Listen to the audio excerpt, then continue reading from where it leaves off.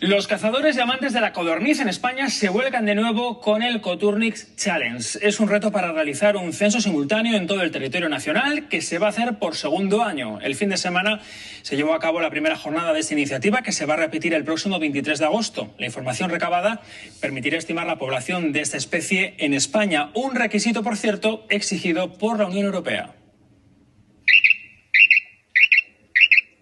Con este peculiar sonido, Ricardo llama a las codornices macho. Lo que hacemos luego es capturamos, anillamos, medimos lo que es el tarso, el ala, le medimos la edad, la grasa que tiene, todo, y anillamos. Y con un código que tenemos cada anillador, soltamos esa codorniz. Es el método que utilizan los cazadores para obtener datos sobre las poblaciones de codornices. Lo hacen con una herramienta de monitorización recién implantada en Aragón.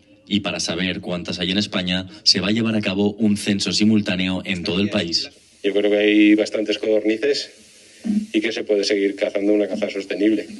Porque la Comisión Europea estudia restricciones a la caza de la codorniz por el mal estado de la especie y el descenso de ejemplares, algo que rechazan las federaciones. El año pasado se recogieron más de 36.000 alas, entonces con esto hacemos una caza sostenible, porque decimos que cuando nos quieren prohibir la codorniz, decimos que no hay motivo. Y por eso, con el nuevo censo, esperan superar los datos de 2025.